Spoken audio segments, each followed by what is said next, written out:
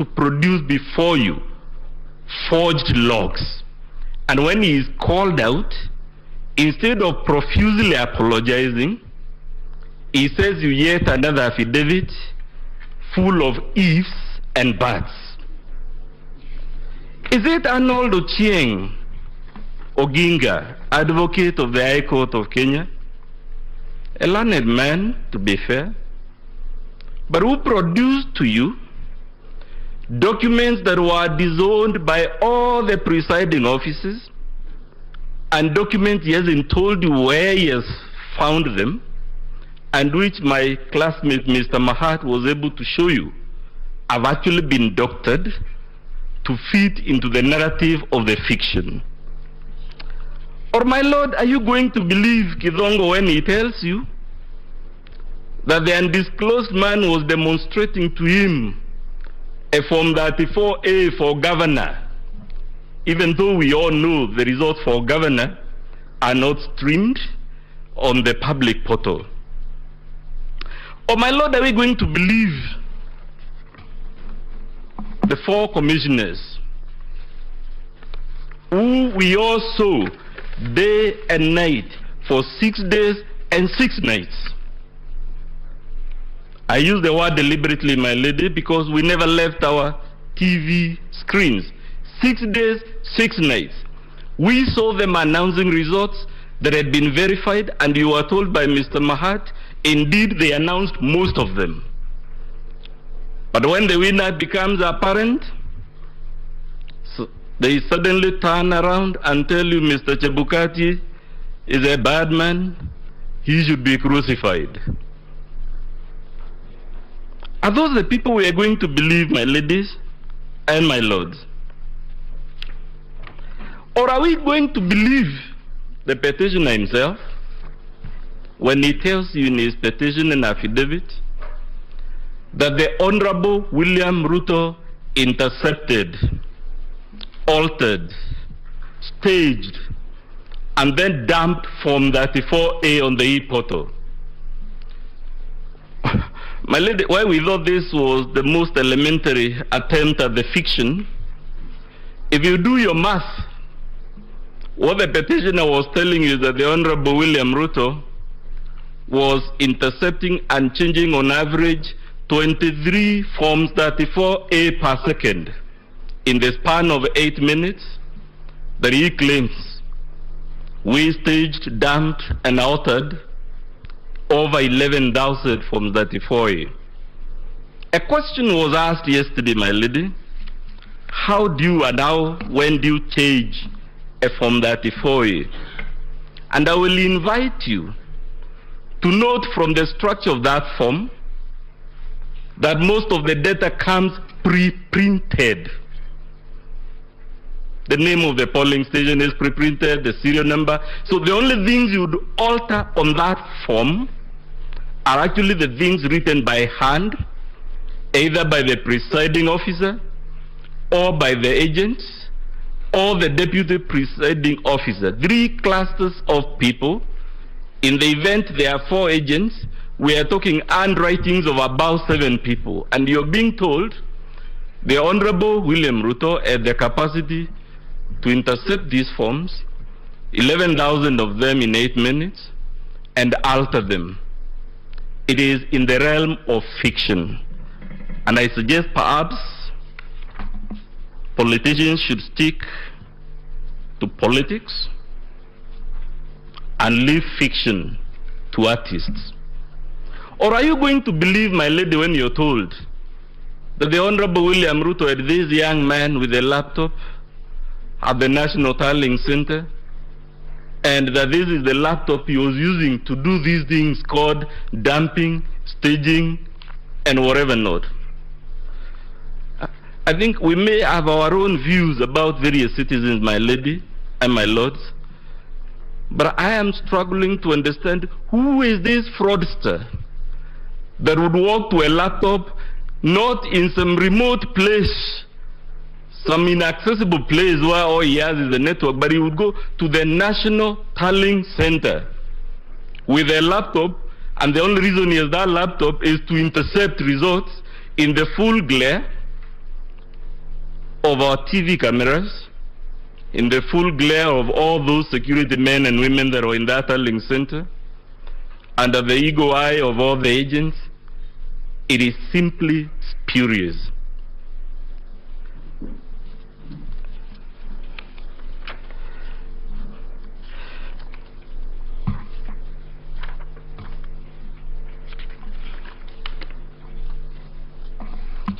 My Lord, you are told all these things, and I'm sorry if this is repetitive.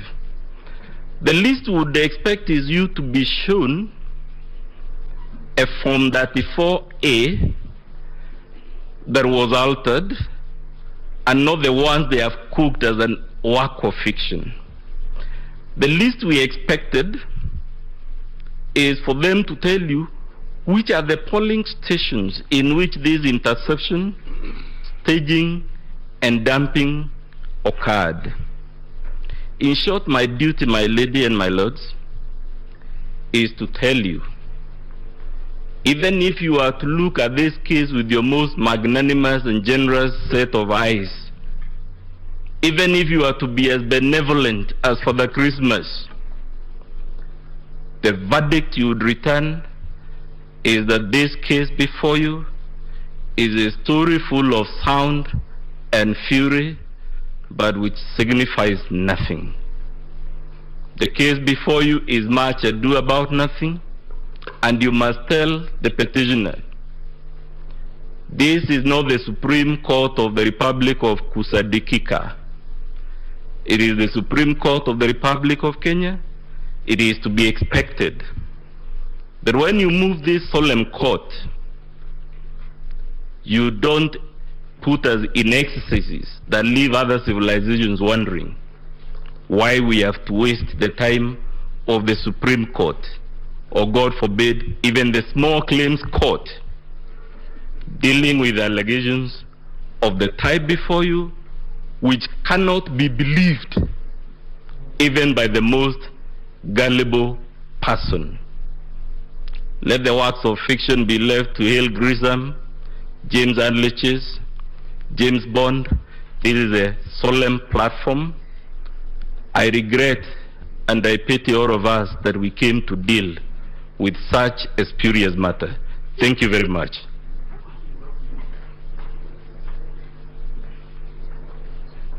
I see the ground now, my lady, to my learned friend, Melissa Ngania. She'll take over on issue number 4 and 5.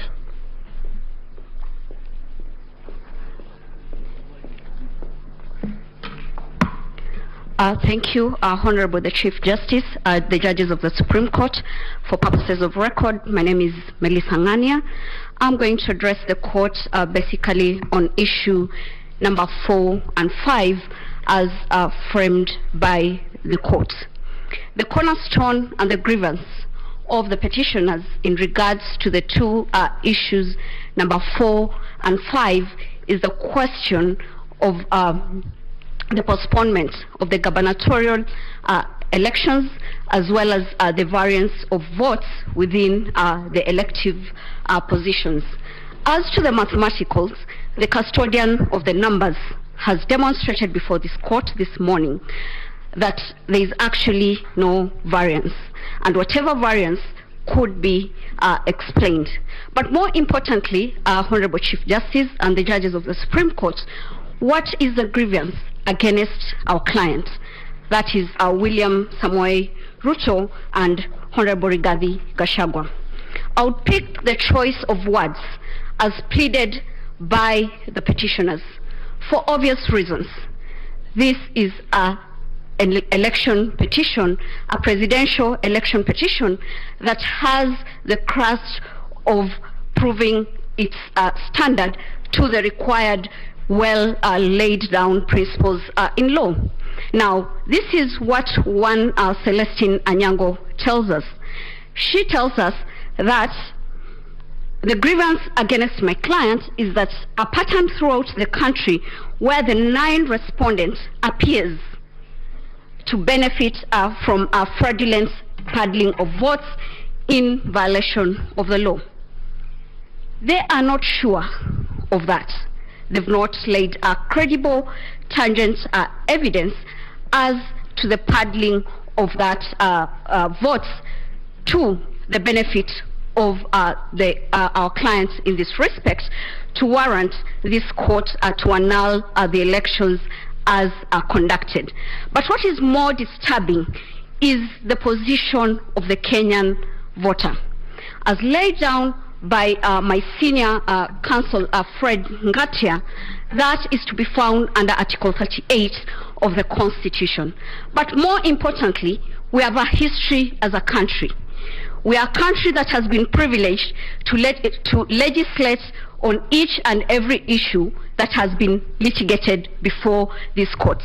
We are a country that even legislates on the time between which a president should be sworn in office, for obvious reasons, because of the history that has culminated around our electoral law jurisprudence. Now, the appreciation of the cornerstone of Article 38 then would seek refuge in the Constitution of Kenya Review Commission. This court, in the famous BBI case, categorically stated the history behind our constitutional making process. I'll not wish to regurgitate the same, but I'll beg the court, when you retire to write your judgment, to adopt your paragraphs of that decision, paragraph 415 to 441 in that respect. Again, Honorable Chief Justice and members of the Supreme Court, judges of the Supreme Court, then what culminated to the Article 38 of the Constitution.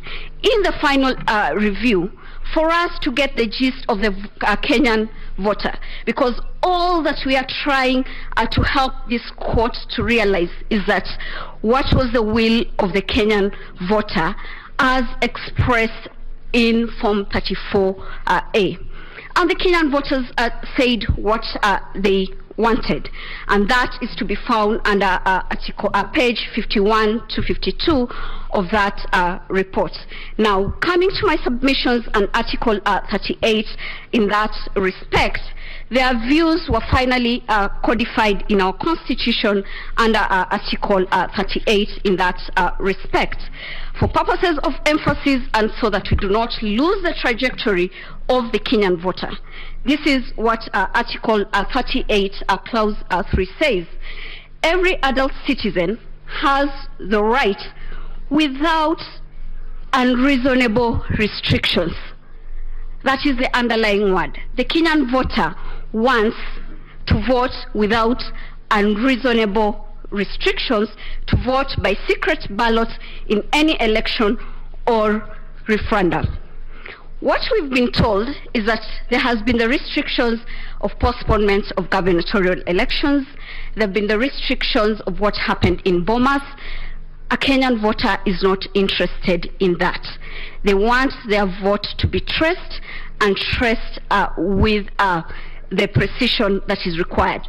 How then do you trace the vote in that respect? Form 34A becomes crystal clear.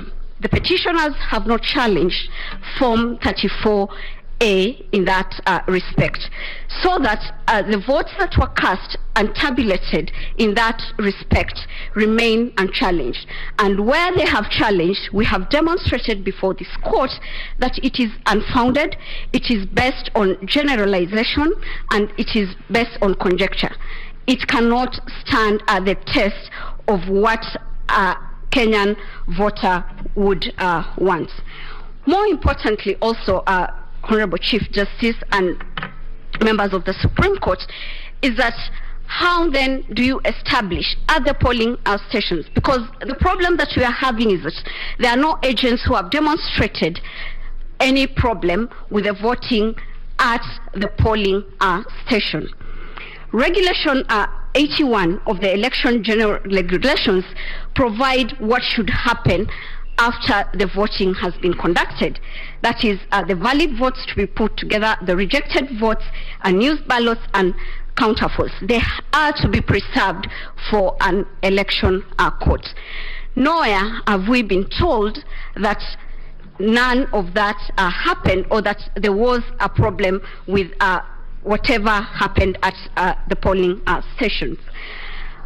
Honorable Chief Justice and judges of the Supreme Court, Justice Njoki Nugu in 2017, in her dissenting opinion, had this to say, that agents are very important parts of the electoral process. These are the agents of the different presidential candidates. Now, if they are not present to certify their role, they should then not blame any other person in that respect. We have established with our agents and filed the affidavits in that regard that indeed the Form 34As were issued to us, and it reflects what IEBC posted in the portal. The petitioners have not discharged that burden. They cannot now come back and say that they would want to challenge an election by failing to do that which they are required in law to do. What has happened? We've been told a lot of stories. We have 8 petitions, all trying to explain a lot of things. In my concluding remarks, I'll seek refuge in the Holy Book. In Proverbs 10:19, it tells us this: when words are many, sin is not absent, but he who holds his tongue is wise. They've had to use 8 petitions to say what they want to say. In those abundant words, then sin cannot be lost in that respect. It will be my humble prayer that the petitions before this honorable court be dismissed. I'll take this opportunity to welcome my learned senior, Professor Kithure Kindiki, to address you on the 6th issue. I'm most obliged.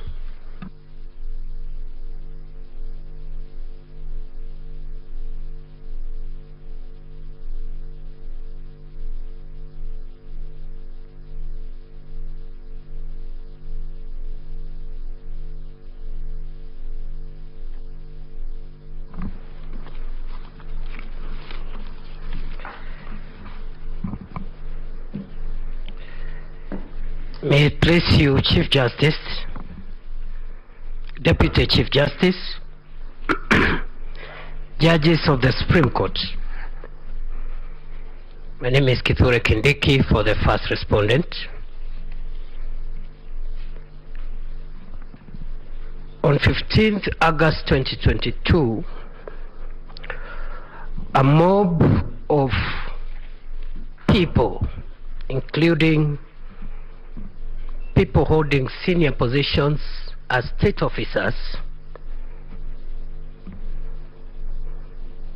invaded the dais at the National Tallying Center of the presidential election at the Bomas of Kenya. In what I regard as a very, very orchestrated and clear attempt to interfere with the powers of the IEBC to declare the presidential results following the verification and tallying of those results. As a result, chaos erupted. Several IEBC commissioners, staff, and other people who were lawfully at the tallying center were seriously injured. To date, nobody has been asked even to write a statement on what happened on that day. Today, no investigations whatsoever have been made by the agencies of state which should be doing this. And to date, this heinous and frontal attack on our democracy remains unresolved, and the perpetrators are marauding around the country, and some of them are in this courtroom. Chief Justice, judges of the Supreme Court.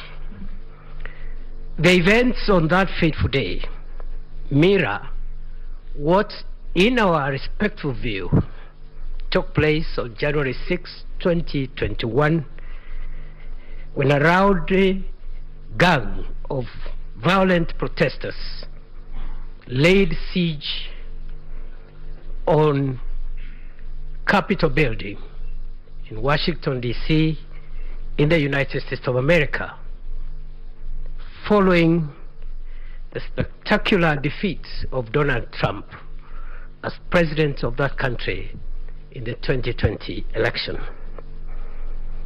The chronology of events of that day, the day our country was shamed in the eyes and in the presence of diplomats from all over the world, local and international press. The events are detailed in the affidavit of Mr. Wafula Chebukati, a gallant son of Kenya. That affidavit is before this court and is dated 26th August 2022, particularly paragraphs 58 to 75. This has been corroborated, my lords, my ladies, by the affidavit of Professor Abdi Gulie and Boya Mulu, the affidavit of Boya Mulu, both of which are before this court, and the relevant parts are paragraphs 17 to 37 and paragraphs 9 to 10, respectively. We respectively submit that the aforesaid activities at the National Tallying Center on 15th of August 2022, regrettably perpetuated by emissaries, agents, supporters, and sympathizers of the first petitioner, who is now before this court seeking redress. Those events and those activities amount to nothing short of a flagrant attempt to overthrow the constitution of our country, to subvert the sovereign will of the people of Kenya, contrary to Article 1 of the Constitution. It is our view that those events alone constitute nothing but an attempt to establish a government unconstitutionally, contrary to Article 3(2) of the Constitution. And in our humble and respectful view, Chief Justice, my lords, my ladies, the events of that day are basically an attempted but failed coup d'etat. Unfortunately, the jurisdiction of this court under Article 140 does not allow it to punish these egregious acts of treason, but these events must inform the context in which the main petition and its offshoots ought to be adjudged. Curiously, the mentioned public officers, who include civilian state officers, including a cabinet secretary, senior military officials, including the Vice Chief of Defense Forces, Head of Police, Head of Intelligence, the Head of Public Service and Chief of Staff, which itself is an illegal position under our Constitution. All those people have not denied that they met the IEBC in plenary. The only thing they have told this court is that they went there to try and fast-track the declaration of results and not to do what Mr. Chebukati has told this court on oath, which is they went to go and try to have the first petitioner declared as president of the Republic, or otherwise force a runoff between him and my client. With tremendous respect, we ask this court to consider those acts as not only destructive to the independence of our institutions, but more particularly an affront on Article 249 2A of the Constitution that describes the IBC and other such independent institutions in the following words, that they are independent, and I quote, and are not subject to direction or control of any person or authority. That includes, in our humble view, positive and negative interference, even if, for argument's sake, which is denied, those heads of very sensitive institutions walked into a plenary of the IBC to fast-track the declaration of results. Even that in itself is illegal and unconstitutional. What are the principles upon which the contexts we have laid should be adjudicated? Chief Justice, members of the Supreme Court, it is the submission of the first respondent that there are at least three immutable principles that run across most Commonwealth jurisdictions upon which this petition and its offshoots should be adjudged. One is the principle that no election shall be questioned or declared void because of errors, informalities, irregularities, or illegalities that have little or no bearing to the process and the result. This principle, Chief Justice, judges of the Supreme Court, this principle has endured for more than 150 years and was first initiated in the United Kingdom Ballot Act of 1872, Section 13. 2, that the burden of proof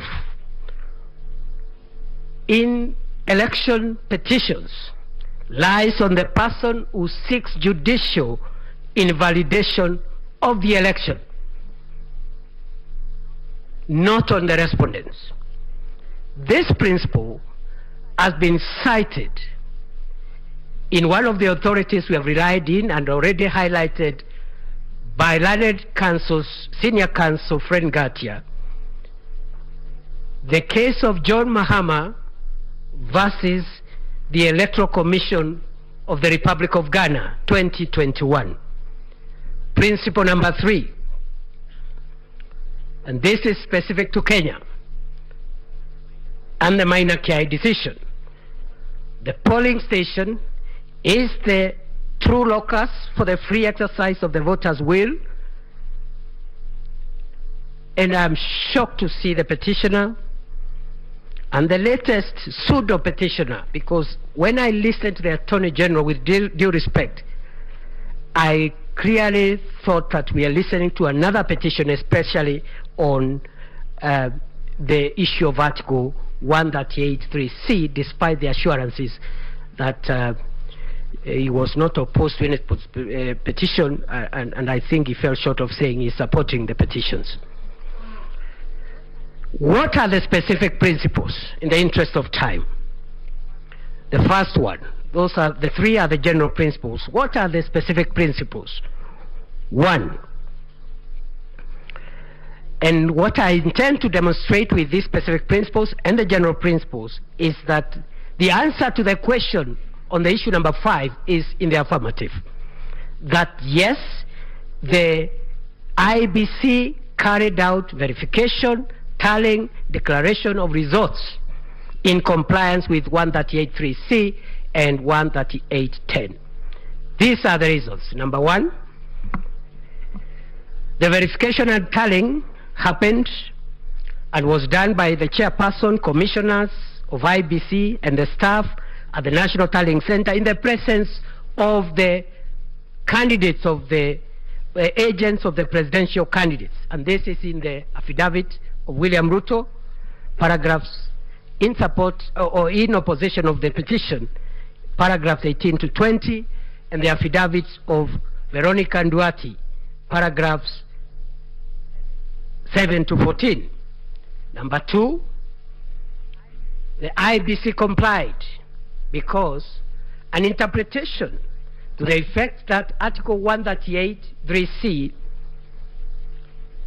refers to the 7 commissioners, or a majority of them, is inaccurate and pedantic for this reason: that the Constitution and the Elections Act attributes to the Commission certain acts that are eventually done not by commissioners but by both the permanent and temporary staff of the IBC at the polling station, at the constituency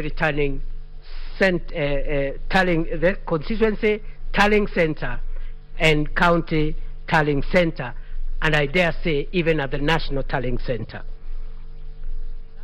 And that explains why, for example, the Constitution in Article 86(5) and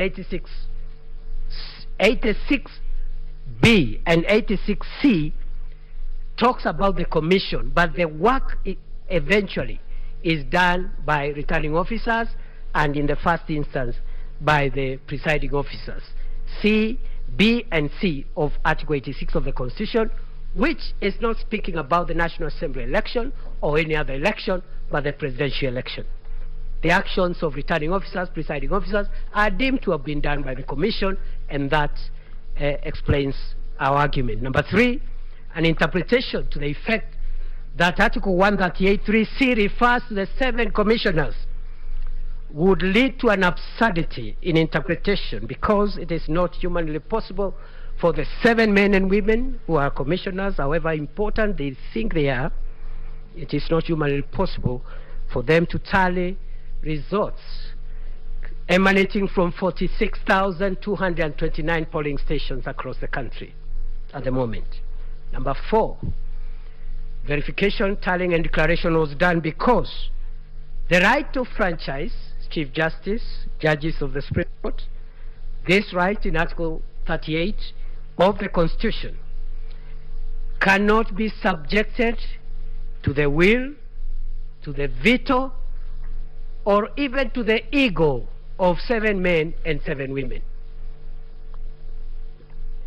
Even if, as they claim, they think they hold the constitutional veto to try and moderate or alter or balance the will of the people as expressed at the polling station and as received in original 39As.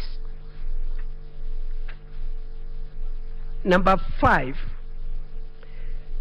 verification, tallying, and declaration was done, even, I dare say, Chief Justice, judges of the Supreme Court, even for the 27 constituency results that were not verbalized. They were not announced verbally, but they were declared because they were posted in the website after chaos broke out at the National Tallying Center. I want to invite the court to consider, in interpreting whether what has been pleaded before this court in terms of what the Commission did after that risk on life and limb happened.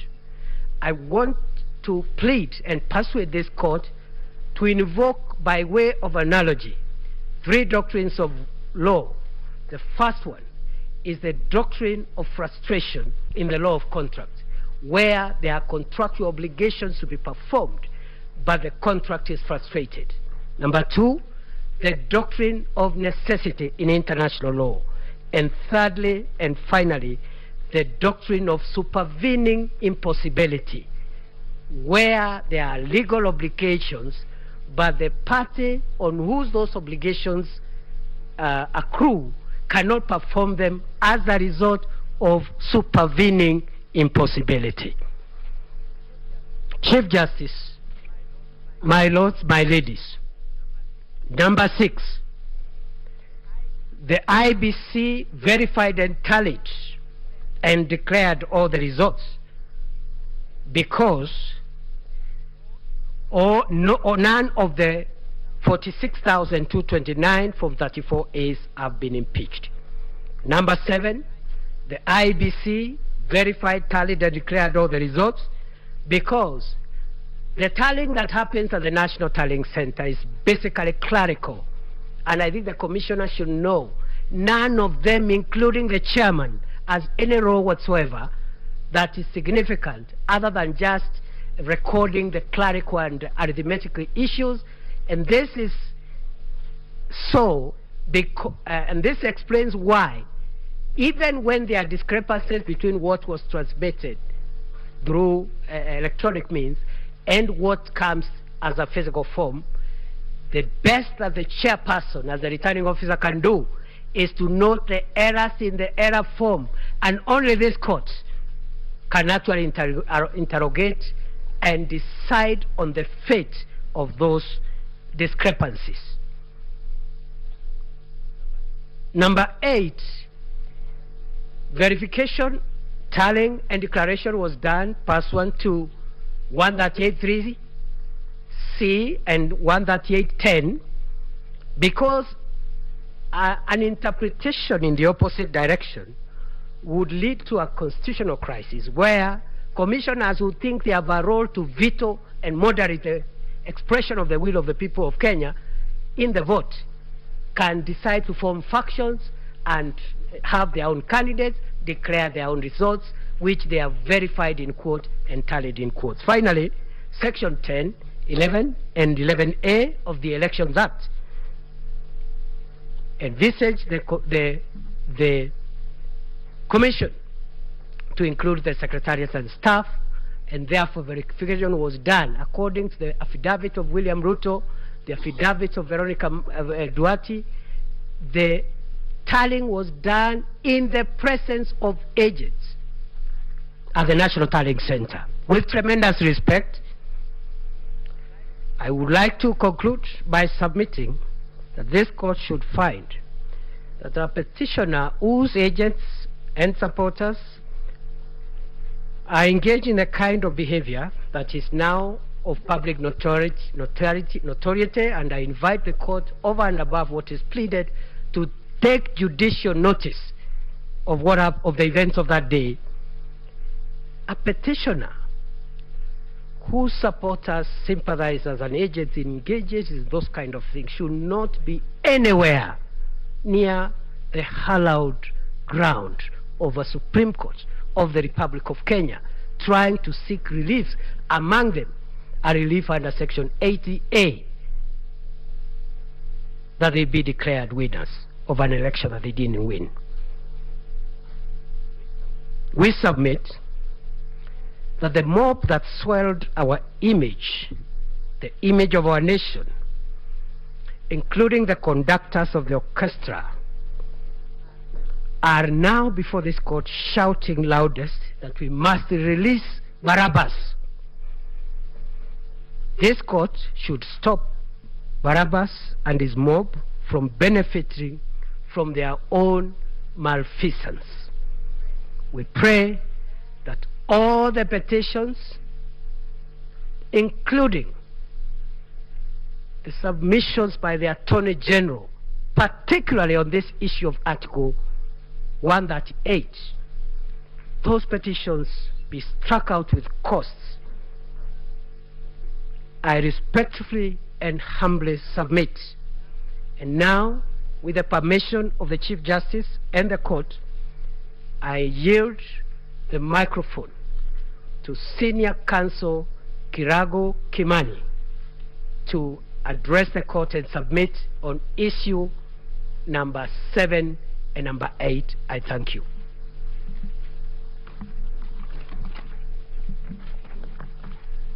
May it please the court, I will not, my name is Kirago Kimani, I will not address you on issue number 7. I believe it's been adequately dealt with by the IEBC and its chairman. I will address you on only issue number 8, and I will try and avoid rehashing what the IEBC and its chairman addressed you, in my humble view, very effectively This is simply looking at the test that has to be met by the petitioners in order to determine whether the election should be nullified. And you've settled this as far back as 2013 in Raila petition number 1, or it was petition number 5 actually, but it was the first election petition under the new constitutional dispensation, and repeated this in 2017. The long and short of it is that the question you must ask is whether it has been demonstrated that the election was conducted so badly that it was not substantially in accordance with the law relating to elections, in this case the Elections Act and Articles 81 and 86. The burden is squarely on the petitioners to demonstrate indeed this is the case. The word used by Section 83 is magnitude, of such magnitude, really. It is not enough to demonstrate there were irregularities. It is not enough to show that there was a breach of the law. But it has to go beyond that to show that it affected the outcome. Has that been done? I'm not going to take you through the multiple allegations of irregularities and breaches of the law. But I've tried to look at these petitions, the 7 surviving ones, and I think there are approximately 46 allegations of breaches of the law and irregularities. This is a classic case of throwing everything other than the kitchen sink at your opponent. There are a lot of overlaps, but by and large, everything that could be said has been said. And I'll come back to this. The kitchen sink did show up a little later. But I don't want to walk you through all of these allegations. Let's just look at a few of these. It's alleged that there has been an infiltration of the IEBC system. I'm not going to rehash what Mr. Mahakamani so well explained to you. But I think these petitions are an invitation to this court to lay down the law. It's one of your jobs. That it's not enough to show up here and throw things out there and say, we hope some of it will stick. No. People must be held to account. They must be told, show us where the evidence is. And indeed, this is what Rule 9 of the Supreme Court Presidential Election Rules requires, that when a petitioner presents a petition, they will also furnish evidence. Has that been done? In my humble submission, no. This evidence of infiltration, in the first instance, was put in various affidavits. John Mark Githongo, you've been told about how he recanted this. There were allegations in various other affidavits. And what happened then? There was a robust response from the referee, the IEBC, and the first respondent. And then what do we have? We have a second burst of alleged evidence in the nature of an affidavit by George Njoroge. And we are not even, we did want to start playing games by saying this evidence should have come at the start, as the rules require.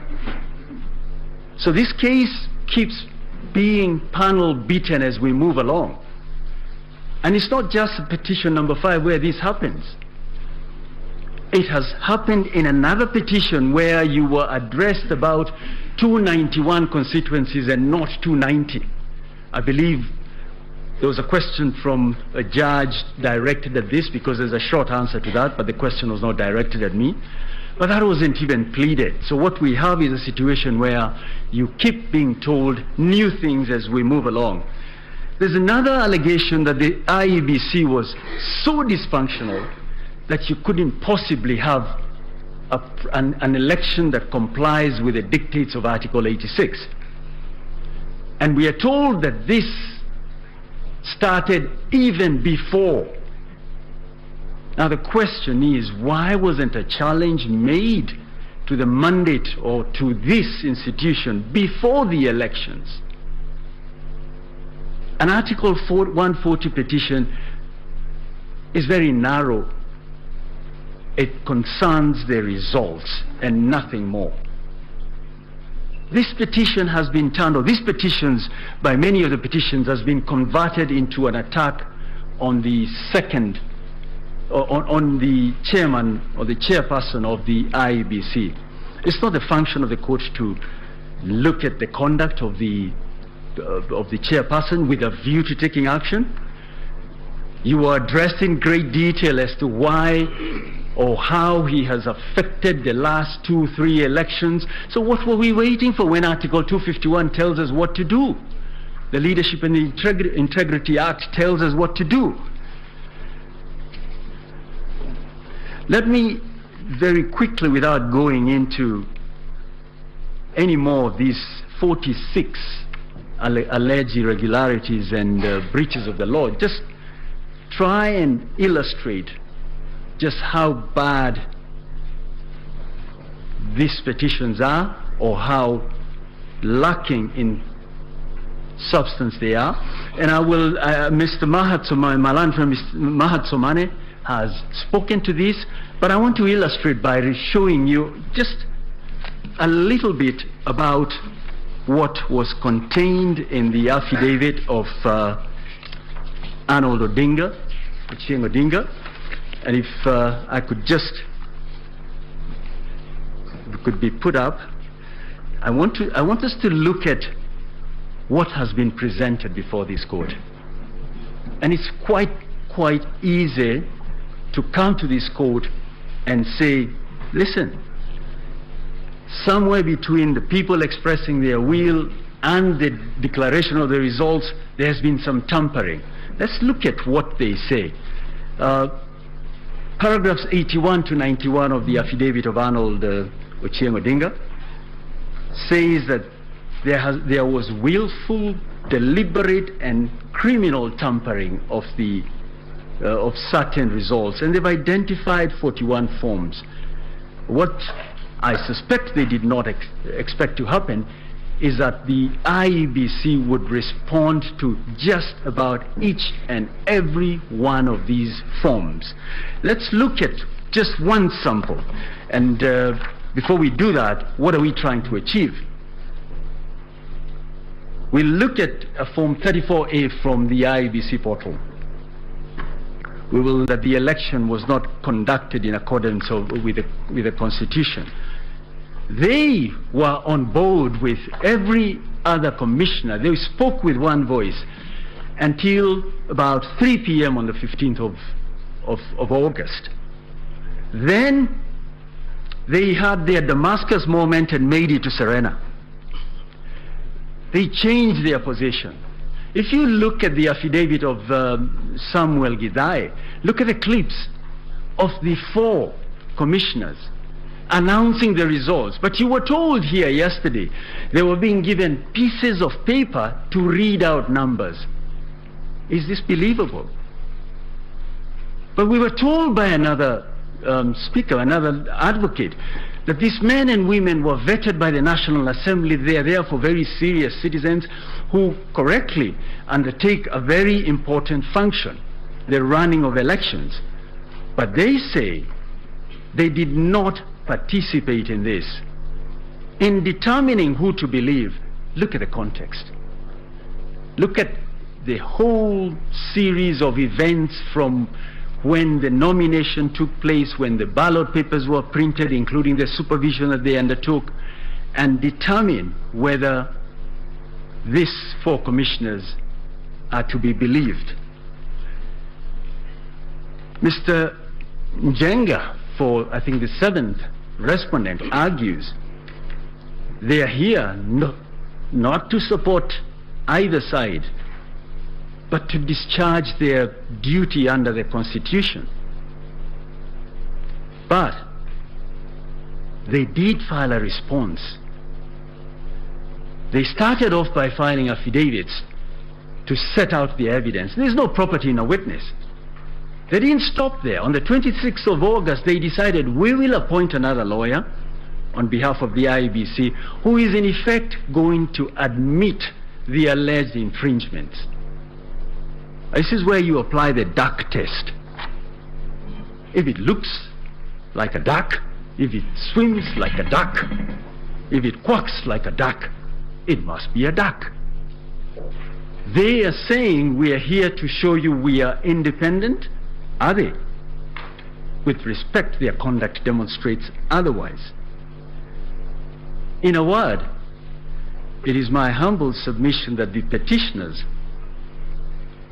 have not demonstrated there were any irregularities or illegalities. Forget the magnitude. They really haven't demonstrated any. I'd urge you to dismiss these petitions. Ordinarily in these sort of cases, and I'm not telling you what to do one way or the other, because of the nature of the matters, the parties are asked to bear their own costs. But again, what happens in 5 years if people can come in 8 petitions, 1 was struck out, and say whatever they wish to say without offering evidence? I think there was some advocate who said yesterday, we're going to have 200 petitions in 5 years. Why? Because nothing, there are no consequences. We can all come here and be on television, there are no consequences. So what are we asking of you? We are asking you to give us back our country. Determine that there were no infringements, that we had a proper election. We have been in election mode for so long. The only thing that creates wealth is actually working. And this is not work. With respect, the tens of thousands, men and women who preside over elections are teachers and farmers and artisans and you name it. We're being asked to make them come back to work in a few months, or in 60 days to be precise. There is no justification for that. The order that should commend itself to you is to dismiss these petitions because they fall far short of what is required. Those are my submissions.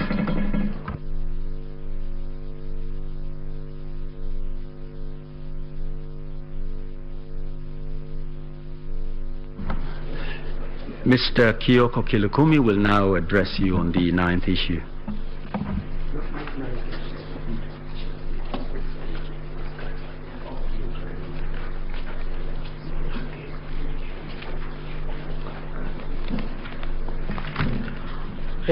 Your Ladyship, the Chief Justice, Deputy Chief Justice, Justices of the Supreme Court, my name is Kioko Kilukumi, and I appear for the first respondent.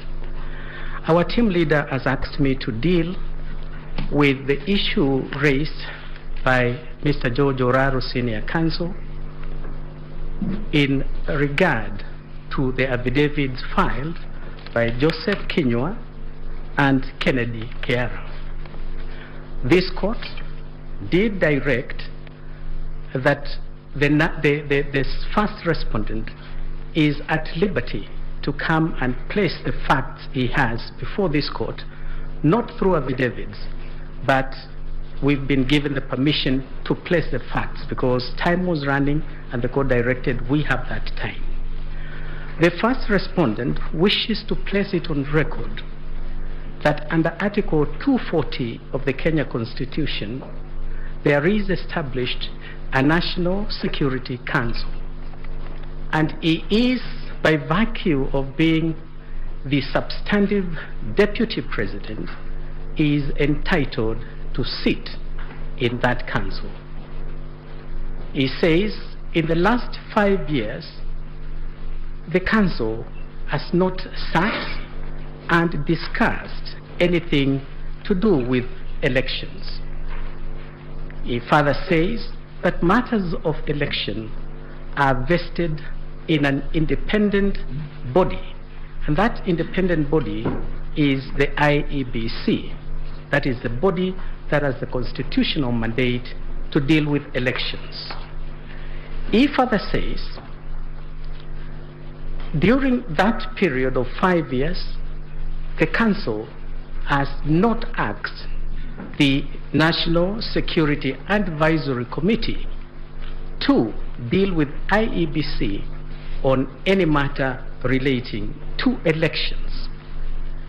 And he takes the position that the visit by members of the National Security Advisory Committee to IEBC at the Tallying Center was an interference with the functions of IEBC.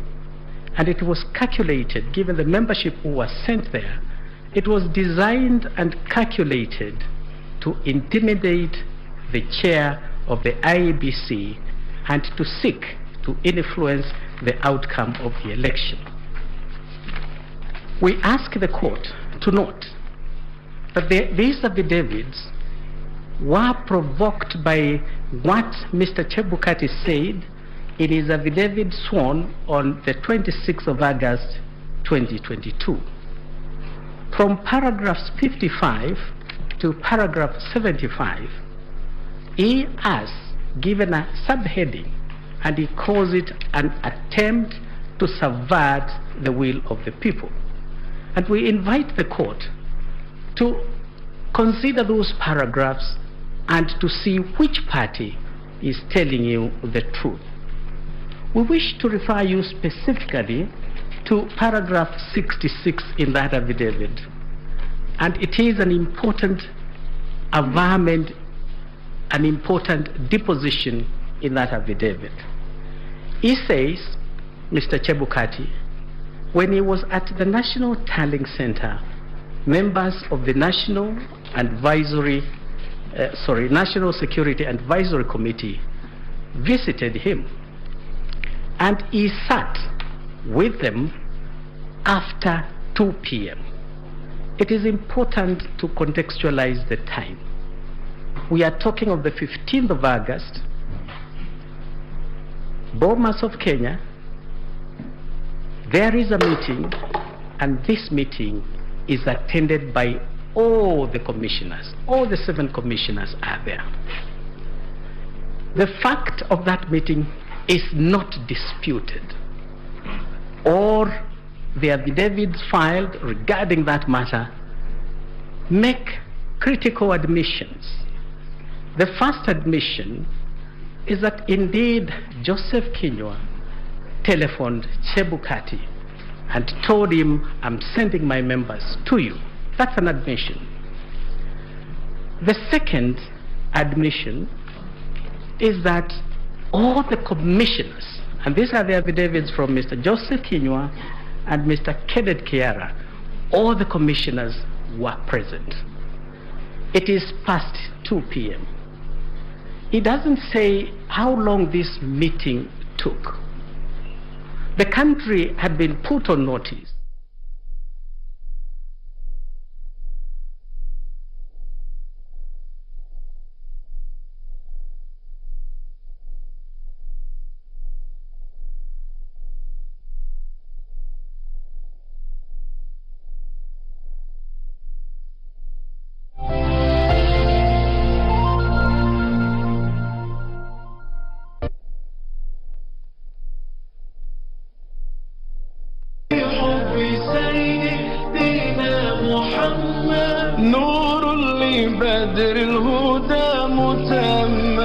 Yani ina maana nchi ama mji ikiwa na amani, unakuta hata nchi zingine zinawadhamini, zinawafadhili sana, zinawaaminia. Muislamu wa kisawasawa ni yule ambaye anadumisha amani, anaepukana na maneno ambayo yanaweza kupelekea kuvurugika kwa amani, na vitendo vyake pia huwa vinahusika na kuhifadhi amani.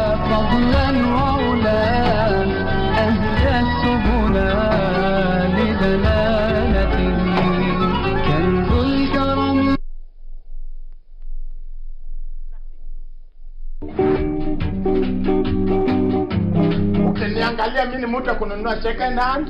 You look second hand yourself right now. Mimi nakaondieka. Niangalie hivi, nakaondieka. Not with those. Maybe with the tummy. No. But Tosha. Huyu hata tujuani. Do you know me? Are baba. We know each other. Iko saying line hapo. When husband hapa ni houseboy. Husband. Nini wewe inakusumbua? Wako ha. Yes. Jambo. I thank you. Oh my God. No. Let me talk the truth and accept the devil, please. Please. Babyface. Yeah. Oh my God. Like that. Yes. Babyface. Yeah. Ulionaje kazi yangu? Skills zangu zazaje zikwaje? You are excellent. Wewe mzee. Hatuko hapa mchezo. Ni kweli vile hata naniambia. Sasa ukisha si uongee vile unaongea.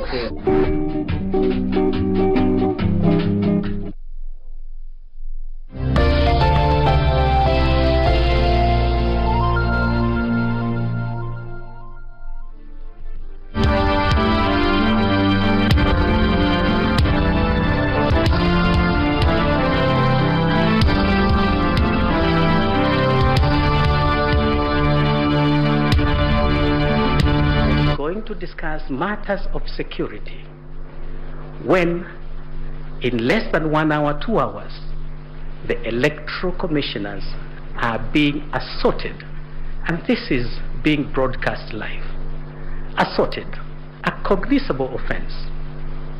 Police are in Bomas of Kenya. Nobody is arrested, and the people who are doing these attacks are well known. So we ask you to consider that fact in trying to see which account is likely to be true. The commissioners at Serena Hotel opened by saying, we've conducted a very good election. It's only gone bad towards the end. You will ask yourselves, does somebody disown results which he doesn't know? Do you believe these commissioners did not know what the outcome has been? We submit they knew the result, and that is why they were disowning it. We also ask the court to consider these 4 commissioners, apart from the press they did on 15th of September, they again did it on 16th, the following day, 16th of August. Was it a coincidence that again our TV screens were split into 2? You see the 4 commissioners and you see the first petitioner, and they are speaking the language they are talking, the words they are using are strikingly similar. Is it a coincidence? These are matters we invite the court to consider in trying to ask itself, which account do we believe? I urge this court to believe the account given by the 3 commissioners. The will of the people was just about to be subverted, and the attempt was unsuccessful because the 3 commissioners stood by their oath of office and faithfully executed what was expected of them by the Constitution of Kenya. This split between the commission, the court has asked posed questions. When did it happen? Once you look at the affidavit of Chebukati and the timing, at past 2 they are in a meeting, and by 4 they are in Serena Hotel, you will come to the inescapable conclusion that the division in IEBC was caused by the National Security and Advisory Committee. And indeed they hijacked the 4. That is why the 4 would approach this court for the very first time in the history of this country, approach the court to seek nullification of an election that they superintended, and that they said they conducted a very good election. We ask the court to take into account that there appears to have been a mistaken impression that presidential elections are determined by commissioners.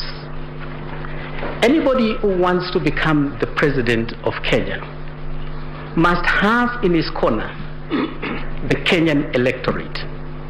And that voter who turns up in the polling station, not the one who stays away. And if you convince that voter who turns out and you get the majority of votes, you become the president. 7 commissioners cannot make you the president. 4 commissioners cannot make you the president. Who makes the decision as to who becomes the president of the Republic of Kenya?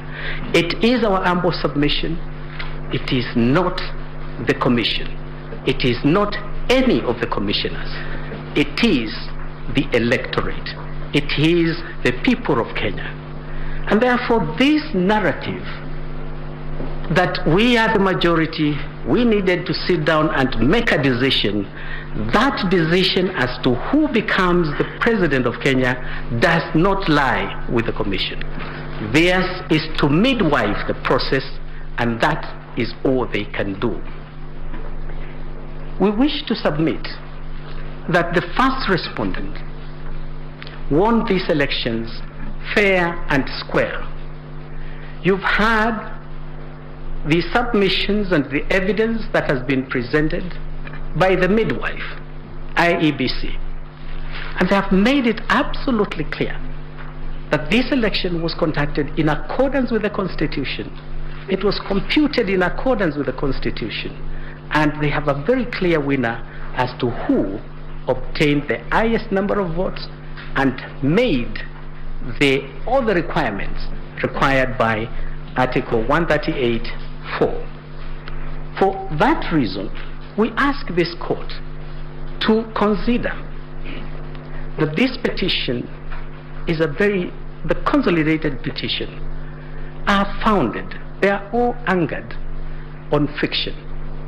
They are all anchored in forgeries. They are anchored in fraud. That clearly tells you these petitions are built on sinking sand, and for that reason they must fail. I wish to ask the court amply to reflect on the ruling of King Solomon. Just like King Solomon before you, you have 2 gentlemen here, each one claiming a baby. The baby they are claiming is the outcome of the 2022 election petition. During the days of Solomon, there was no DNA, and therefore he could not easily make up a decision as to whose baby is this. Today, you don't have mothers competing for this baby. You have 2 gentlemen, each one of them claiming the baby. What does the petitioner ask you to do? Just like the days of Solomon, he is telling you, give me the baby is mine. And then he goes on to tell you, if you cannot give me the baby, slice it into 2. We can call this baby Victoria. We can call this baby Victor. But the more gender neutral term, let's call this baby Victory. Baby Victory has a clear DNA. Baby Victory, his DNA is captured in the original Forms 34A. His DNA is captured also in Forms 34B. That baby belongs to Honorable William Samoei Ruto. Give him his baby. Don't divide the baby. The petitioner here is telling you, you either give me the baby or cut the baby into 2. Nullify the election. Solomon used that in this year to know who was the true mother of this child, because no mother would want her baby chopped into 2. And so by the petitioner coming to tell you here, if you don't give me the baby, slice the baby into two, you already know whose baby the victory of 2022 presidential election is. I urge the court to give the baby to the legitimate and lawful father, who is Honorable William Samuel Ruto. Thank you very much.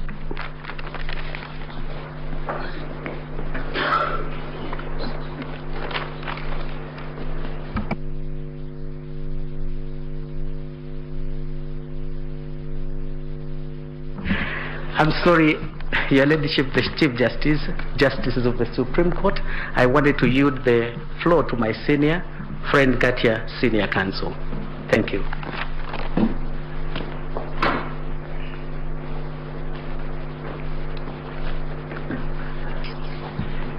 Madam Chief Justice, my duty is to make closing submissions, as I also deal with the last issue, what are the appropriate reliefs? Yes. Oh. I start by apologizing. I left out two members of my team, two lawyers who have worked very hard, Rose Thiongo and Ham Langat, Mr. Ham Langat. I think in fairness it's good I place them on record.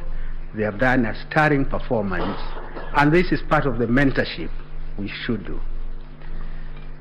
Madam Chief Justice, let me also start by apologizing that I did not place on record the fact that we did file written submissions on 27th August this year, and we rely on those written submissions.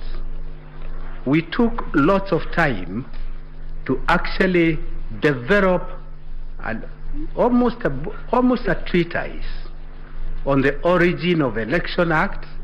We went to 1870 in England, where we found the first codification of the Election Act, and the subsequent development and the hesitation by apex courts in not disturbing electoral victory. I would request you, in the fullness of time, please look at it. I should also, in fairness, indicate that the authority I referred to from Ghana decided last year, the Mahana decision is authority number 5 in our list of authorities. And again, this, Madam Chief Justice, let me say this because I ought to acknowledge it. Judges in Ghana quoted with approval one of their judges. Writing of this apex court are now being quoted with approval in the continent of Africa. And if I could say so, this is also because of the very vibrant advocacy by my learned friends. So if we could participate in enriching the jurisprudence in Kenya and Africa, so be it.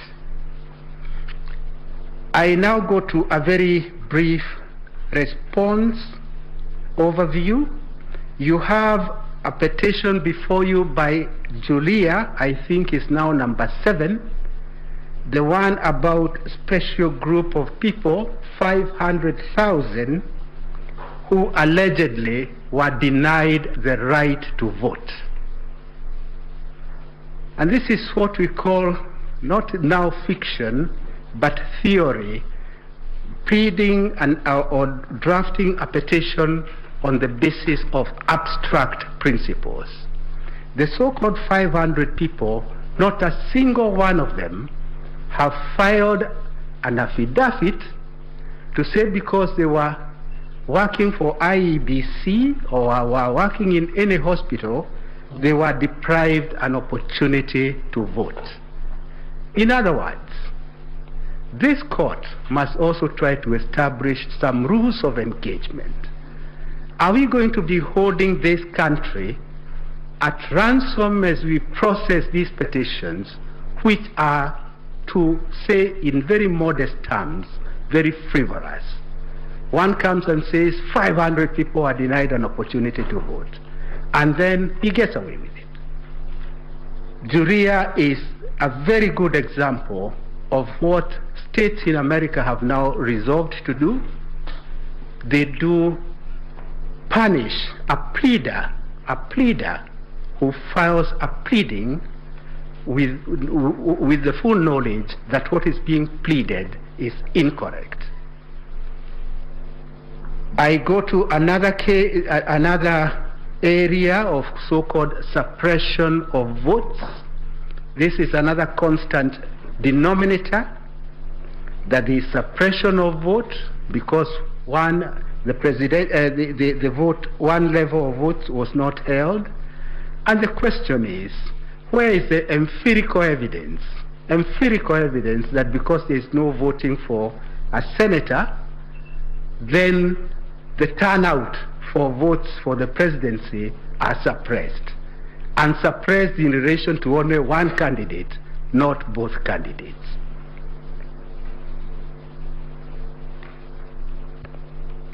My learned friends have talked about what yesterday was being called dysfunctional IEBC. It is not dysfunctional IEBC. It was a functional IEBC until 3 p.m. on 15th. On 15th August, towards 3 p.m., some commissioners were hijacked with their free will, and they opted to walk out from their brothers and sisters. There is a point that concerns me as a regular practitioner in this court, in these electoral cycles. And this is this: for how long are we going to allow our political class to advance self-interest, and to hold this country in perpetuity of uncertainty? That is something I think, Madam CJ, you now have an opportunity under Section 3 of your Act. The first fundamental in Section 3 is your true north, is supremacy of the Constitution. Your true north being the supremacy of the Constitution, and then other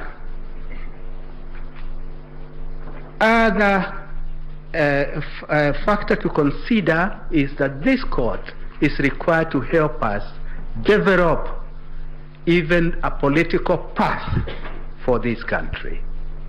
Those two becomes very important aids in how we deal with the political class.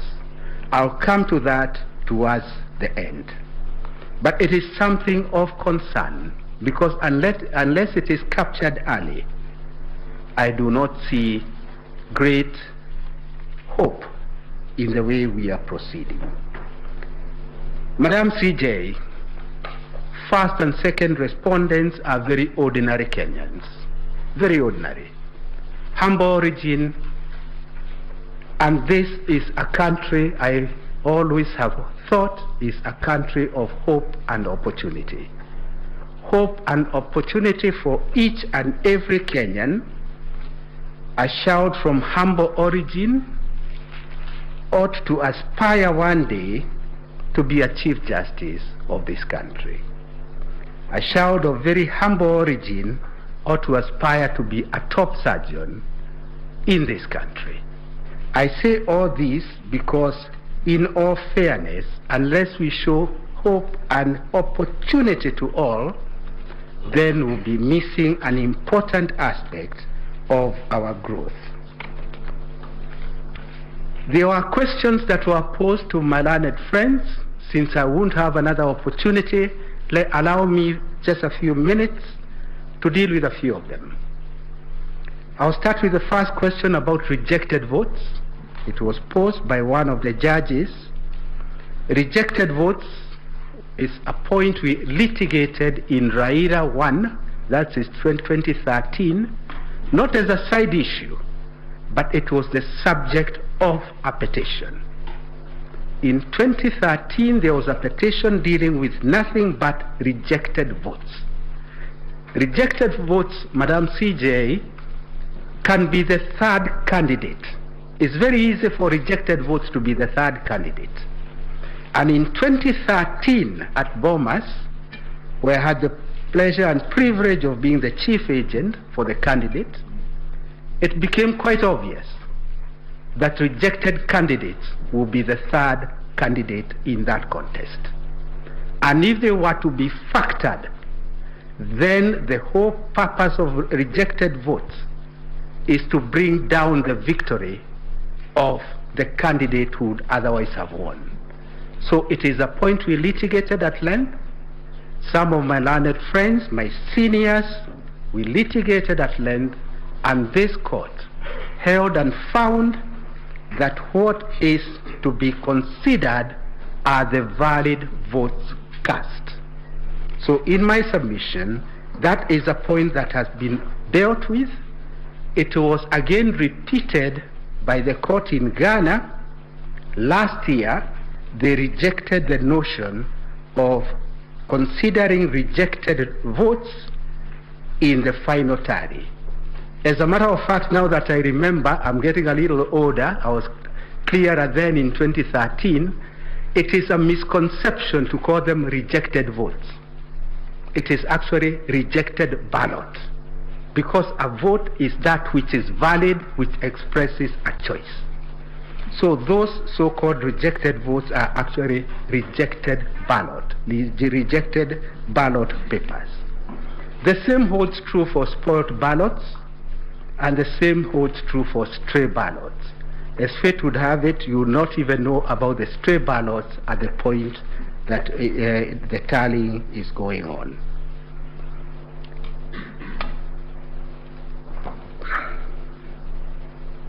I associate myself with the submissions made by my learned friends, IEBC. They are the ones who conducted the election. It is not within our place to supplement their submissions. We wish to associate ourselves with the submissions, particularly as regards how the election was conducted. I come to what is the elephant in the room, to quote Tata, who I have never quoted before.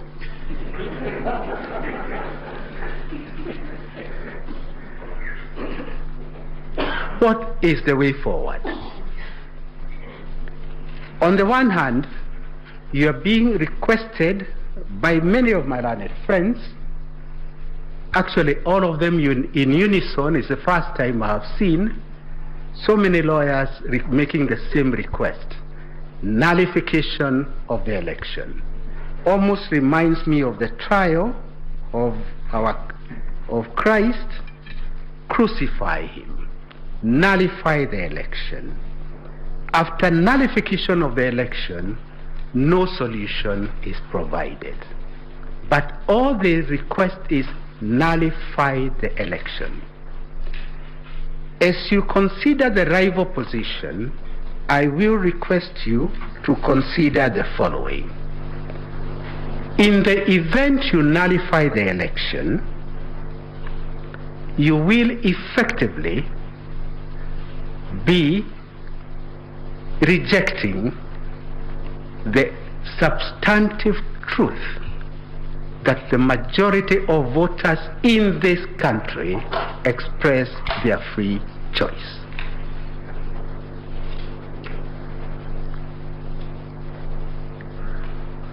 While considering that plea of nullify the election, we shall be acceding to a very dangerous trend in this country, that presidential elections are to be held, and if I'm aggrieved, not because of any error, but I want to hold the country at ransom, I will walk to the Supreme Court and the election will be nullified. While considering that request, please also consider the far-reaching consequences that we all participated, we all experienced in 2017. That is on the one hand. On the other... Thank you very much. We appreciate the donation and the appreciation that this time that we have is very, very tight, because for us, the work actually begins when we finish all this. The bench will have questions to those submissions that have been made today, but I think there are a few who might also want to add some questions to the petitioners, especially the commissioners who are supporting the petition. I think what we want to do now is take a short health break, resume at 5:20, and this is going to be the order of business. We will ask questions to the petitioners and the commissioners who are supporting the petition. They will still respond tomorrow when they are doing their responses. But for the respondents, the first and the other respondents, we will request them to answer today the questions. We will also share the report on the scrutiny and the orders that were issued by this court on the discovery issues, the application by the petitioners. I think it was the first petitioner, Karifa, and the youth advocacy. They had applications for scrutiny. That report is being finalized. It will be shared, and tomorrow we will give you an opportunity to respond to the report. So we will adjourn for just 20 minutes.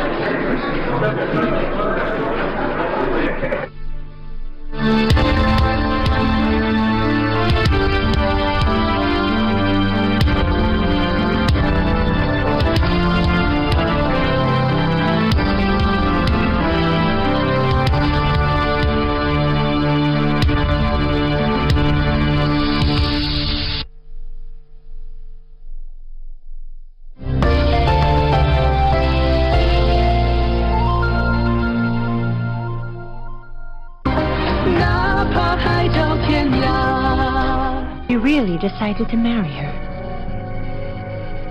Earlier you said your maids were all irresponsible, so you replaced them all in one swoop. Then you sent your own soldiers to guard Crescent Hall. Lily! Lily, where are you?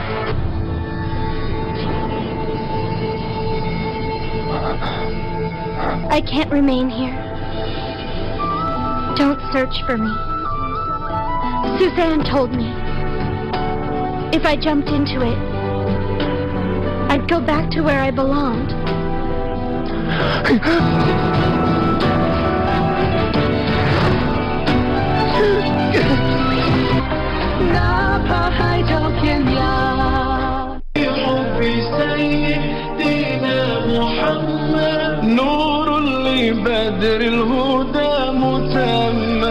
Yani ina maana nchi ama mji ikiwa na amani, unakuta hata nchi zingine zinawadhamini, zinawafadhili sana, zinawaaminia. Muislamu wa kisawasawa ni yule ambaye anadumisha amani, anaepukana na maneno ambayo yanaweza kupelekea kuvurugika kwa amani, na vitendo vyake pia huwa vinahusika na kuhifadhi amani.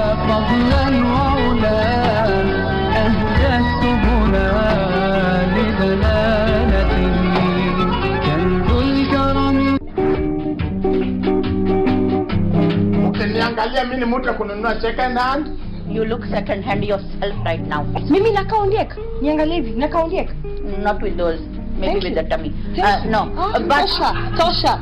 And that really these other commissioners, let's say the remaining, the 6 commissioners, really ought not to be around that, because that's a role preserved for the chair. But then you said, according to the statute that establishes this commission, the enabling statute, the roles and functions of the commission, commission, are stated. One of them is oversight. What is oversight? If, in fact, the commissioners, I would have thought that one of the most important oversight roles in the commissioner's life would be when they are overseeing the verification and tallying of the presidential election result at the center before the same is then declared on behalf and but for the people of Kenya by the chair.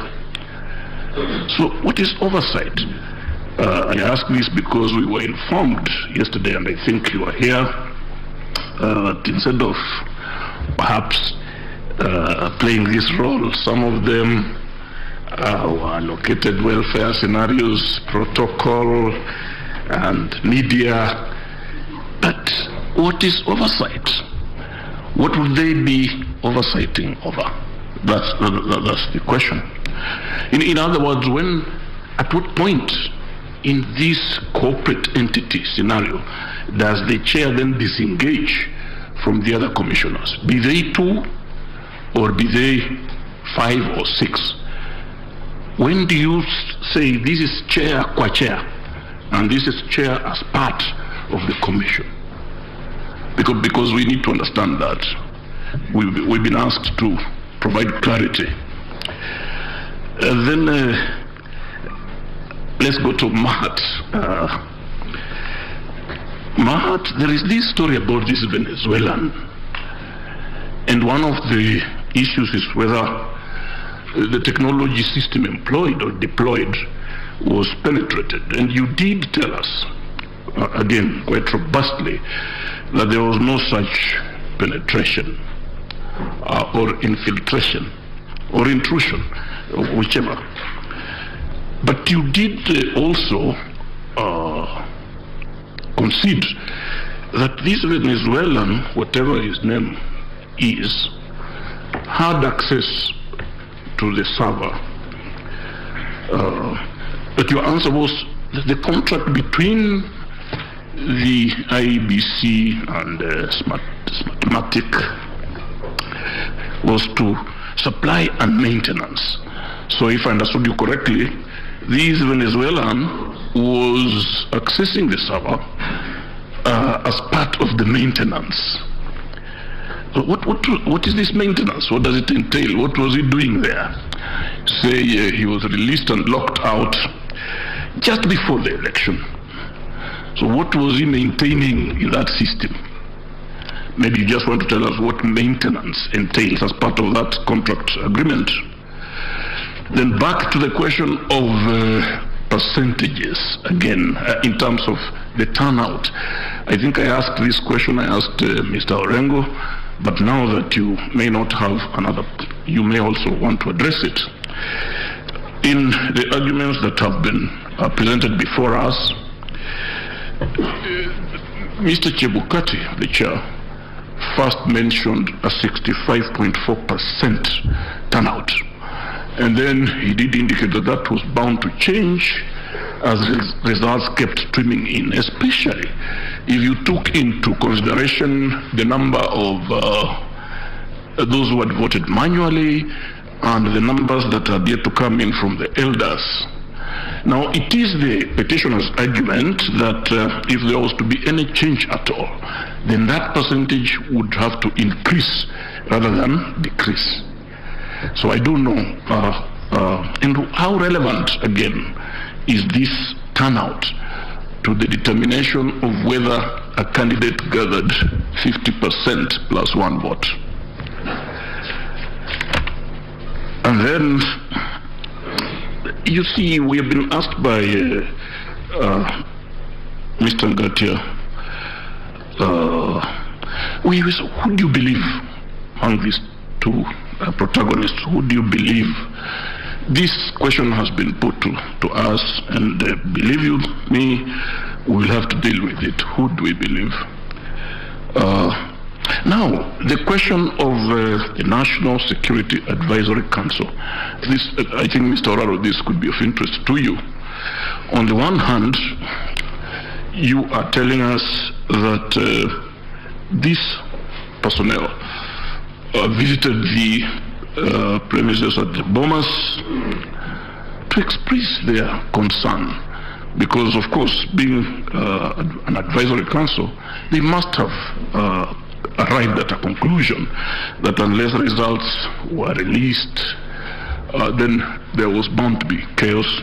But on the other hand, the chair, in his affidavit, tells the court that the only reason the AG, or I mean not the AG, but the individuals, distinguished people for whom we have a lot of respect, paid that visit, was to tell the chair to somehow re-engineer the results in favor of one of the candidates. Now, this is not a question to you, but a question to Mr. Chepkati's counsel.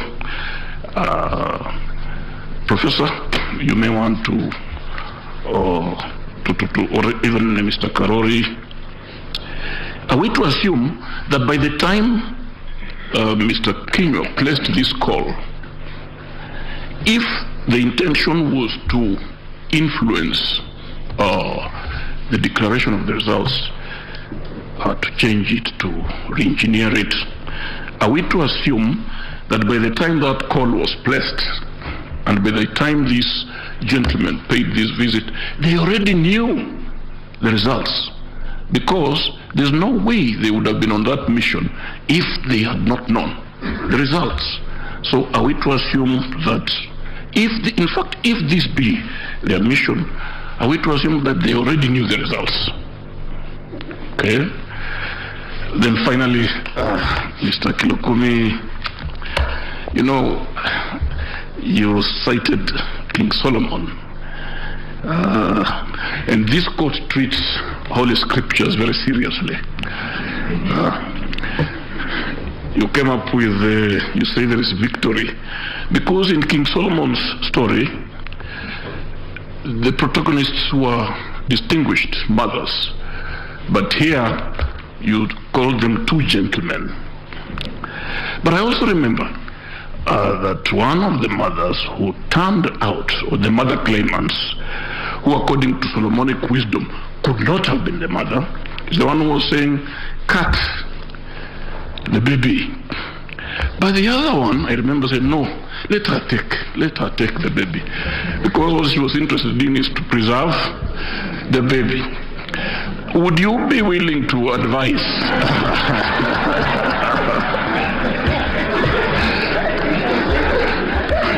I rest my case.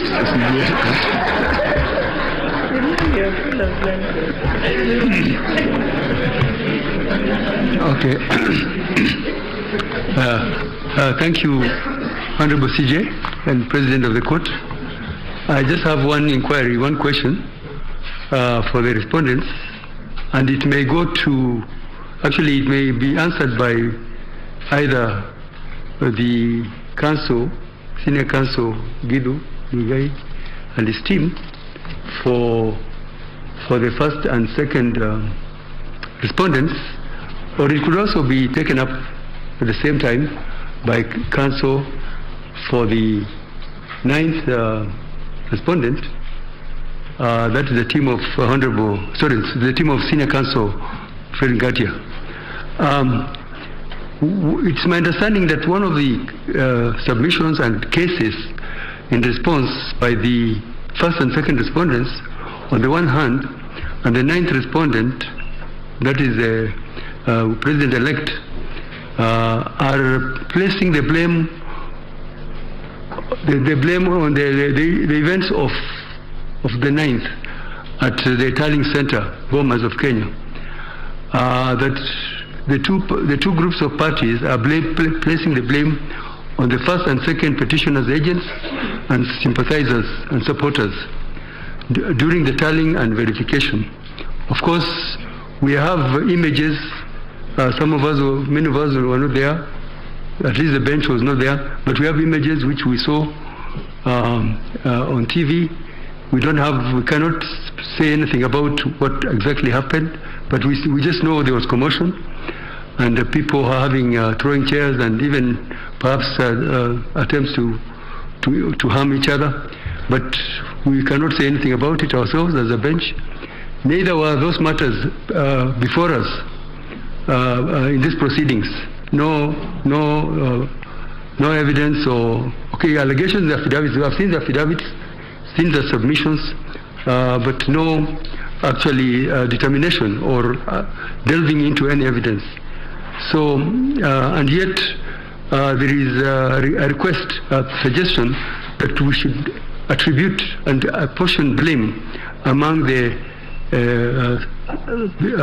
should place the blame on some parties, particularly the petitioners, because of their agents, supporters, and therefore actually you expect, particularly I can see the submissions of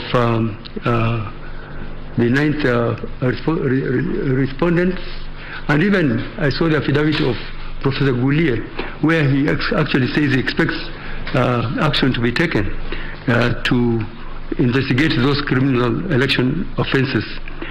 So I just wanted to inquire that would you expect, having had such elaborate submissions and affidavits, would you still expect us to make a determination, apportion blame, attribute blame, yet really the matter is not before us?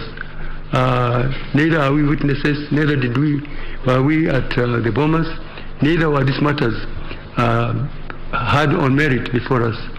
That's the question I would like you to think about and reflect, and when you come back you will tell us whether you expect any release from us on that aspect. Thank you. Thank you, Judge President. My clarifications will be sought from the team led by Professor Gidu Muigai, Senior Counsel. The first clarification I seek is as follows. As regards the requirements of Article 140, and just remaining within Article 140, and even considering that the 4 new commissioners only arrived in, was it September last year? And whatever it is they've been doing on a day-to-day basis, please clarify in my mind, because it's a major issue here, what the constitutional role of the 6 commissioners is under Article 140. And once you tell us what it is,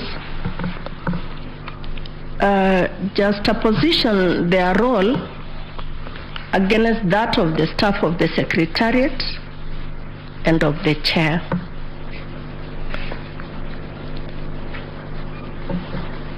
To the same team, and that is as per Article 138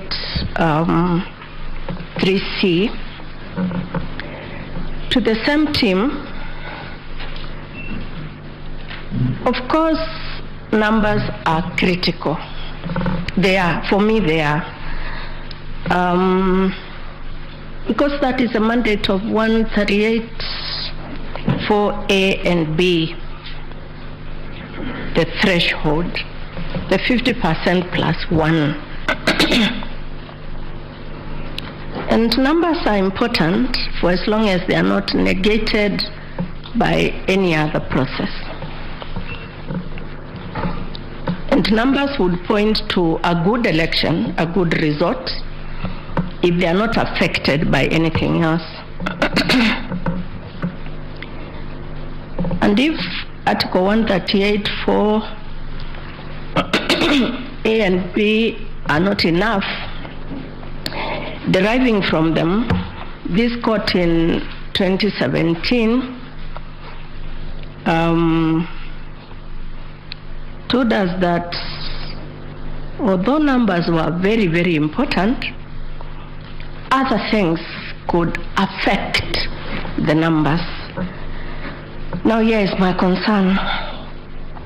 With the fact of the numbers being undisputed, they are important, kindly comment on whether or not this question flows from the first one. The walking away of the 4 commissioners to go and hold, was it an IBC meeting at Serena? Or was the IBC meeting at Bomas? But please comment on the walking away of the 4 commissioners almost at the same time as the chair was about to declare the results. And in fact, I recall, because I was glued on TV myself, among their first words were that we have done an excellent job as concerns this election. But the results that the chairman is about to release are his results. So please comment for my benefit that working out, and how was it timed? You've got to know, because these are your clients, that they would be walking out of Bomas to Serena to allow all media houses, in fact, and even in their act, they shall not be directed in the manner in which they do their work.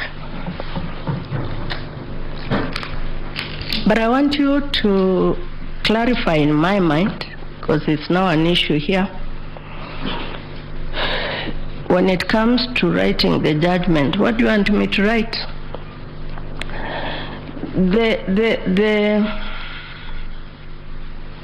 There are commissioners, and we talked about the dysfunctionality. It came from you, it didn't come from this side of the bench. Of the commission, I'm glad today I have had an attempt at answering my question yesterday as to when it became dysfunctional, but I'm still waiting for answers from the person to whom the question was directed, which is the petitioners. But tell me what the IBC was supposed to do. On the one hand is why the live streaming of the results stopped. Because if Kenyans were able to follow the streaming from the beginning to the end, which was being done in the spirit of accountability and stability and transparency, then the rhyme which you were being told of the pige ponki would not arise, because there would have been no confusion. We know this is how things are happening, and therefore maybe the losing candidate who is being called to go to the National Tallying Center can decide not to go, because they know already the results they are on the screen.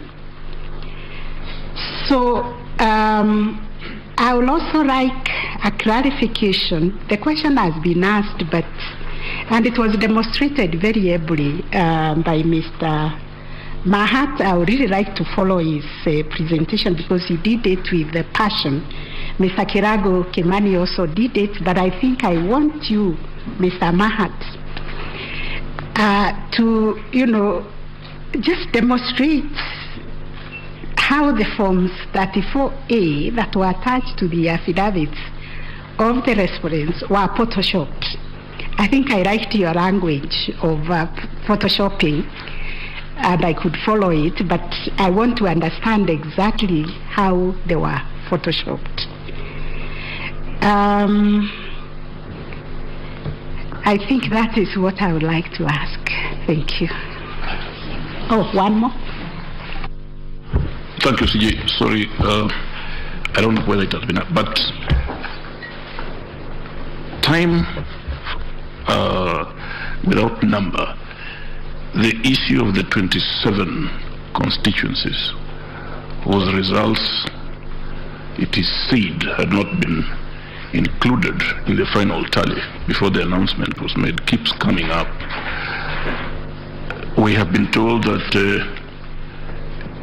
in fact these 27 constituency results have been verified and tallied, but because of the commotion, somehow they would not be part of the announcement. But why did the chair, just before when calm was restored, why would he not have included them? Because they had already been verified and tallied. Or did not include in the final so that they shouldn't be here bothering us? Why was it, where was the hurry this time? And already the results had been tallied and verified. Thank you, CJ. Sorry, I just forgot a quick question, Professor Mwaigai, regarding my questions on Article 138. What is the implication of what you are suggesting on the chairpersons of other commissions?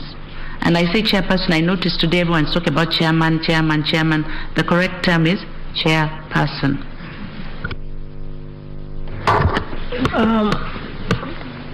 Senior Counsel,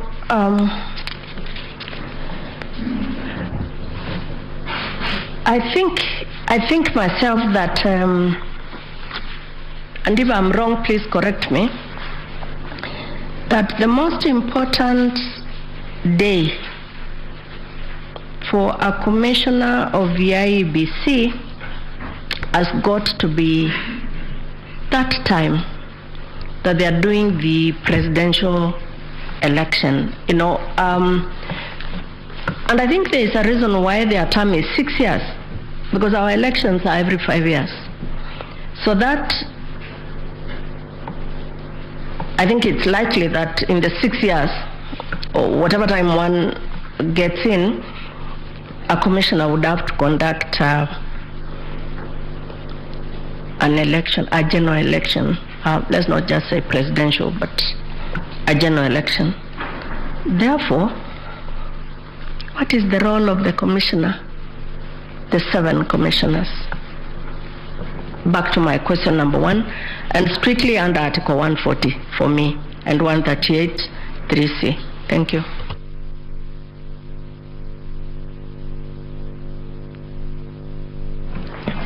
My lady, my lords, we thank you for those very incisive questions. My team has requested me to very humbly request you to give us time, because you place much weight on those issues. We would equally want to come back, not with off-the-cuff remarks, but with well thought out responses that can help you appreciate the issues you've raised. And I think that would put us in parity with our colleagues, because you raised questions with them yesterday. They've had 24 hours. I think they are still mulling over them. In their case, I think there were more difficult questions. if you would very kindly allow us to respond tomorrow morning, we assure you we will not take more than the time you will allocate us. And this is particularly for Mr. Mahat, our numbers expert, because he would like again to have something to demonstrate to the court on the screen. Thank you.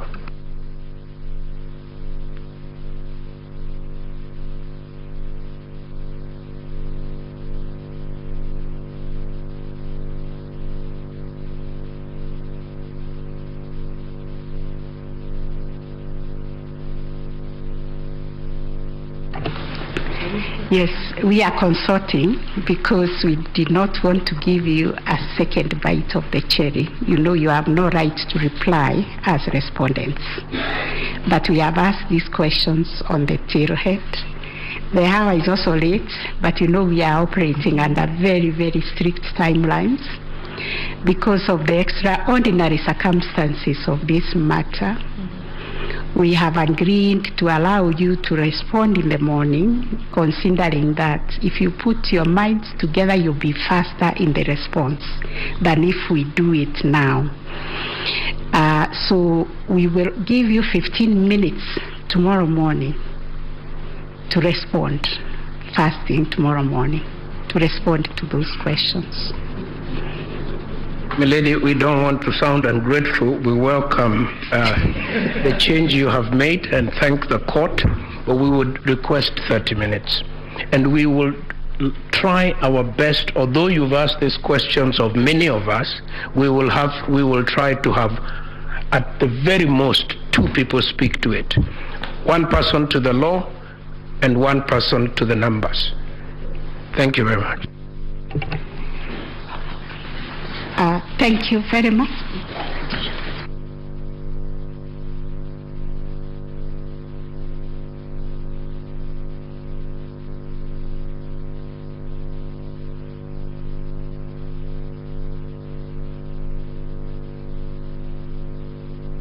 Yes.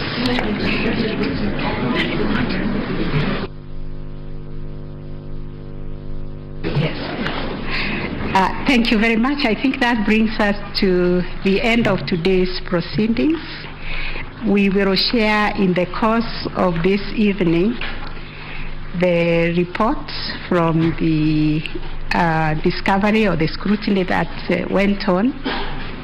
And then the order of business tomorrow, we will start with the team of Professor Mwigai responding to those questions, and then we will hear the rebuttal by the petitioners, and thereafter we will give the parties who are participating in the scrutiny. That is the first petitioner, I think Youth Advocacy, Kerif, then INBC, and the first respondent to comment on the report on scrutiny. We'll give each 15 minutes because we are trying to see how we can bring these proceedings to an end at least by midday tomorrow, so that for us we can retreat to our chambers to work, to do the biggest job that has fallen on our hands, to come up with a judgment by Monday.